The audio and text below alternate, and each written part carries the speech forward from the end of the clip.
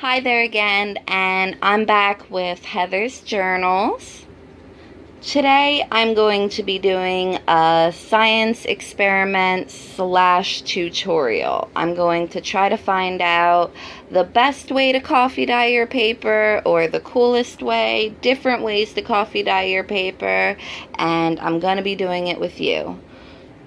I just want to start off by saying that I really try to keep my videos under a certain amount because I know some people don't have time to watch, but they really want to know. Also, especially with the junk journaling videos, me personally, I more or less just want to see the beautiful pages that everyone comes up with. But I don't want to, I don't need to, should I say, hear how it's done or how it's explained, because I already know what I'm doing. I junk journal myself. So what I'm going to be doing in the future, in the near future, and from here on out, is I'm going to make one video explaining all the pages and how I did it, and another video just basically going through it within 3 to 5 minutes, just so people can get inspiration and see the pages of the book that I made. In today's experiment, we're going to be doing quite a few different experiments, probably 6. I'm going to try to keep it to 6, but if we do go over, I have the numbers just in case, because I want to number everything, making sure I don't lose everything in the process. This is take 2, so I'm going to do a couple things differently. Just stick with me and stay tuned and see how awesome all the different types of tea-dyed and coffee-dyed paper look. Now, my first experiment is kind of a jumble of experiments, kind of jumbling everything together to see what would happen. I have instant coffee in this. I have regular coffee in this. I have I have yellow, which I used all of it. I have blue, green, red, and yellow, which that's actually light green, but for viewing purposes, there you go. What are these called? Food coloring in this, as well as some alcohol ink that I made myself, some brown that I threw in there. And the only reason I threw this in there was because after I added all the different color food colors, it no longer looked like an aged paper, and it just didn't. So I went ahead and added some brown. So here the experiment is to add a lot of paper all at once to cut your time, to just keep adding and adding and adding, and then waiting, and then pulling them out and putting them in the oven. I do use the oven. I sometimes use a heat gun, and I've even in the past air dried them. What I've noticed is when you air dry them, they don't have that crinkly, stuff, and when you heat gun and when you oven, it's pretty much the same, except oven is faster. I'm going to go ahead and add a few more of these. I already have 10 or 11 in here, but I'm going to go ahead and add a few more of these, since again this is take 2. Just to show you want to get full coverage when you put them in of the piece of paper. You can tell that it's both regular coffee and instant because you can see all those little grains. So, being as there's a lot of paper in here, you can already see it try to surface, especially after you walk away for a while, it'll try to surface. You could either leave it that way, or you can continue to press down on it throughout time. But because this particular mix is so dark, we won't have to leave it in that long, and that's pretty much how that works. The darker the mix, the less time you'll have to leave it in. I'm going to go ahead and pause this so I don't waste your time.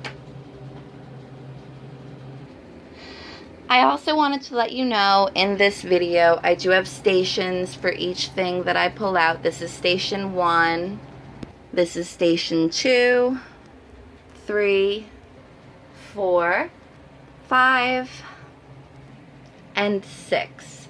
And if we end up needing more stations as we go, I will make them. Alright, so since we are going to start pulling out our first papers to our first experiment, we want to go ahead and set our oven to, most people do 200 I'm going to do 300 for the sake of this tutorial. I will be using this as my paper pan, but just so those bumps and those holes don't make, you know, any difference in our experiment, I'm going to be using paper on the bottom to, you know, just prevent that from affecting our experiment. Okay, so I'm going to go ahead and start pulling out those papers where, like I said, this is where I usually have the most problems because they rip, being as they're so close together and they're hard to get to. Usually to put a lot of papers into one pan, it has to be a pretty thick pan. Oh, I almost forgot to tell you. We're going to try these little kids bath beads things that change the color of your bath. So far it's bath beads. We're going to be doing alcohol ink, and this is our food coloring one. But we'll do a separate food coloring one where it's just food coloring, because right now this is more of a mix. And I know people usually do this at the end, but like I said, I had already started.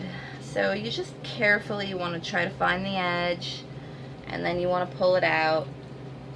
Let it drip as much as you can. I can tell right now in the light that this is a yellowish, more of a yellowish greenish color. Definitely aged looking. So I'm going to go ahead and put this on that. And this is going to be, this one isn't going to count because, or it will, it'll just be a different part of the experiment, but the grates on the bottom will create an effect, and maybe for each one I'll just see which one creates the best effect. Also, if you do stuff like this, it's going to create a different effect. Everything can create something different. So let me just go ahead and do the basic part and start pulling these out, trying not to rip them, which again, whereas it's usually where I have the problem.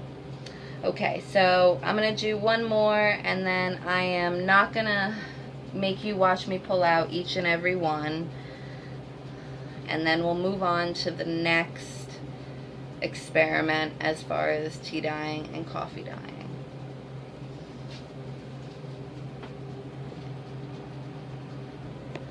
I just wanted to throw this out there as far as there are different things you can do to get different effects. I personally, and here I am carefully put, I personally prefer to not have all the like stainy looking. So I like the color from the coffee. I don't like all the stains and whatnot. For me, I kind of just carefully lay it down so you're not creating all these bubbles and stuff. But for somebody, you know, just the stain in random areas. For somebody who did like that, and I'm thinking this would probably be a good solution to that. Just literally just start moving your paper around till you see a pattern. You're like, put the next page on and continue to do so. But for this experiment, I'm going to do it flat because that's just not what we're experimenting just yet, and we will in the future, maybe even in this video. Another thing you can do, and I almost forgot, if you don't like the messy look or if you want a different version of the messy look, let's say I wanted it to look messy, I could use that for the messiness. It wouldn't be as much as the other one. Or if I just didn't want it to be messy, start scraping it off. Just start scraping that excess coffee off and then put the next page on. And then even get out some bubbles, making sure that there's no bubbles. I promise I won't use the last four, or the first four that I pulled out as part of the experiment, because I realize I'm doing a lot of different things. Like I said, mashup experiment right in the beginning. So far, the consensus is not too bad. I did, by the way, move the ones that I was playing with into the oven, so it's not part of this specific experiment. But like I said, consensus, not too bad. There are a few rips on the end, and one of them ripped right smack dab in the middle. And I really think that's from putting way too much in one pan all at once. Okay, so moving on.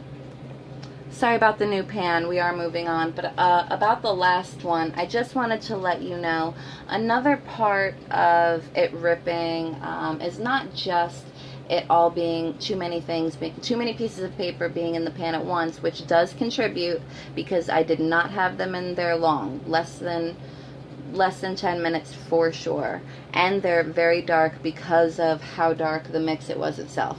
But another thing that contributes is if you leave it in for an hour, 2 hours, half an hour, however long you leave it in, of course it's going to rip when you try to take it out if you have 10, 20 other papers underneath of it. Hi, I'm just letting you know that I thought of the pros and cons of doing this in one very large video or a few separate ones, so each different experiment would have its separate video. I think I'm gonna go with that. Here I am letting the first experiment papers dry a little bit first on this rack until I can get them into the oven, because the first ones I messed with are in the oven. They should be done very soon, and soon enough we'll be at the oven and starting this experiment to see the ending. Okay, so the other papers are dry and we're here at 300 degrees, which like I said, usually it's 200. And we have our papers here ready to go in the oven.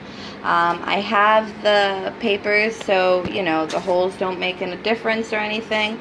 I just wanted to show you for the first one how cool or how different the bottom pages that were just white turn out when I put all the other pages on top of them. That's kind of cool how it didn't do the whole thing. So I just wanted to show you that. Moving on.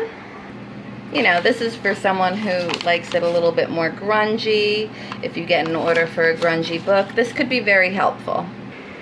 Alright, so I put each individual page on. I didn't put it on as a group, which, disclaimer, you can do. It does make a bit of a difference, but I want to see what this does, and I'll show you the difference afterwards if we have time. One more disclaimer. There was already rippage when I was pulling it out of the big group of papers. There was a little bit of rippage pulling off each individual one as well. So let's pop it in the oven and see what happens. Always wear a mitt or have a parent or guardian help you with it when it comes to anything hot, if you are working with anything hot. I just wanted to say that real quick. This is what happened with my papers when I put them in all as a group. I'm just going to show you one by one real quick because I'm running out of time, or maybe not one by one. But this is what happened when you put them in as a group. These are the ones that I messed with and had to take out of the experiment. So I don't know if there's going to be much of a difference, but let's see. I'm pretty sure the only difference would be is in here you can't see the corners where other papers may have laid. You may want to, halfway through, start moving the papers, seeing if any are dry, seeing if any on the top are dry and taking them off, seeing if any on the bottom are dry and take them off. But it turns out all these are dry. So I'm going to go ahead and change up the scenery and show you the end result. Before I do that, I just want to give you a quick preview. I really hope you stay tuned for the next few videos because I'm not going to be doing this all in one shot. I'm going to see if there are ways to make the natural edging that aging, has occur. I'm going to add glitter. I'm going to use different methods. Just stay tuned, please. So this was by far the longest scientific video I will have of these so far because we were doing so many at once. And here is the finished product. See how I said it ripped in certain places? This happened when I was taking them apart, but this happened when I was taking them out. But you can see I actually like these. They're not too grungy. I don't like things that are too grungy. But you can see where other papers were laying. This ripped. Oh, no. That other one, let's see, I'm so sorry. This ripped when I was taking them out, which some people, that's not a big deal. This ripped when I was pulling them out one by one to put them in the oven. So this is the finished result, and I just wanted to show you as a plus, this is what happened that last time with the bottom white papers. That's pretty cool. Some people think that's just too awesome.